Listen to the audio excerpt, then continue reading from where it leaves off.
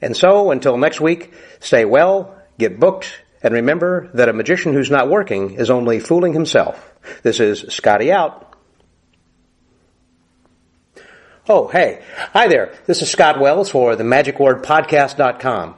I've been producing this podcast for a long number of years, about almost 5 years, I guess, with hundreds of podcasts that are in the archives right now that you can listen to at your convenience. For those who may not be familiar with a podcast is basically, think of it as a radio program that is archived that you can listen on demand. And it's free, which is really kind of a nice plus to it as well. But my particular podcast, which differs from the others, is that this is what I call a curiosity conversation. These are just conversations with friends of mine. I would probably say that 90% of the people I speak with are those who are friends that I have worked with or known for a long number of years. I have seen them perform many times, either at conventions on Vegas or on stage, different places, at trade shows that I've worked with, or at the Magic Island here in Houston, Texas, where I broadcast. Many times that I'm able to record these conversations via Skype, so it doesn't matter where they are in the world, I get an opportunity to speak with some of them. But I also attend a lot of magic conventions where I have the opportunity to sit down with these magicians and to talk with them about their lives, about their creativity, about some of the jobs they've done, and some of the stories behind the scenes or backstage that are kind of fun and interesting that really let you get to know these individuals a little bit better. The idea is that I want you to feel as if that you're almost eavesdropping on our conversation. It's not like it's a lecture format where that you're sitting out in the audience and watching me interview someone. It's like you're actually sitting at the table almost having a session with us, because as we start getting into some of these conversations, we do get into a little bit interesting theory, talk about marketing, and gosh, whatever it happens to be that is of interest and wherever that the Spirit leads us, wherever the subjects go. I don't have any outline. There is nothing that I have written out or 20 questions type of a thing. Again, it's just like a normal conversation.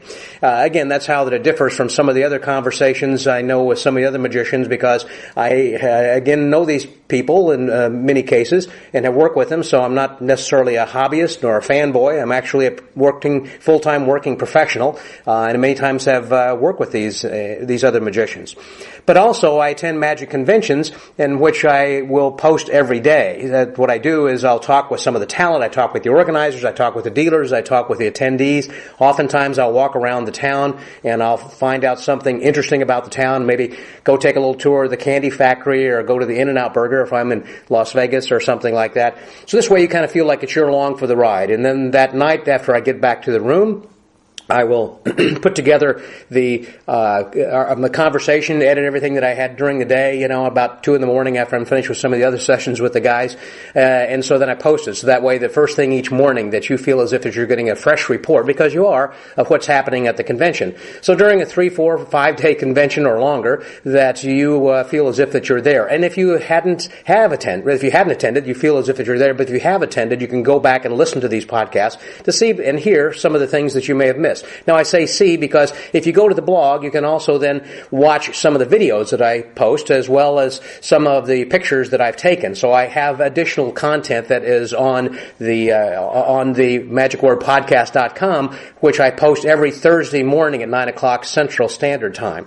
Now, another thing is that oftentimes some of my guests who are coming through Houston and who are lecturing here will often offer something for free from their lecture. It might be their lecture notes or something else that they've got, or it could be a PDF or a download ebook or something like that, a video, DVD, whatever, that a lot of times they will offer these as prizes. And so we have these as prizes that are offered then as well. So I would encourage you to go to themagicwordpodcast.com and check it out, because from time to time you might be able to enter a contest with a chance to win something.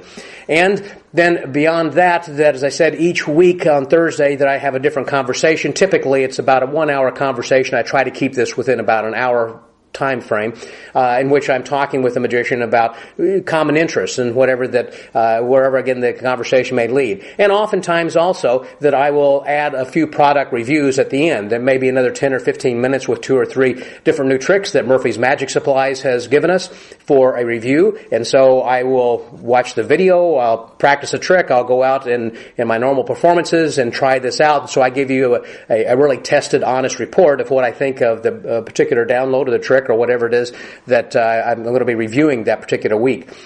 So there are a lot of things that we have on the magicwordpodcast.com, in which I would encourage you then also then to go and take a look, take a listen. You don't have to download it necessarily through the podcast. You can listen online, but it's available through iTunes. It's available through Stitcher and FeedPress and TuneIn and several other podcatchers. However that you download your podcast, it's easy for you to do that. But if you go to the magicwordpodcast.com, there's an area where you can actually search. You can type in anyone's name, and you can hear some of the conversations I've had with, or see rather, some of the names that we've had, or you can go to the archives and kind of go back and look at the hundreds of podcasts, and it might be something that catches your eye or your ear that you might want to listen to.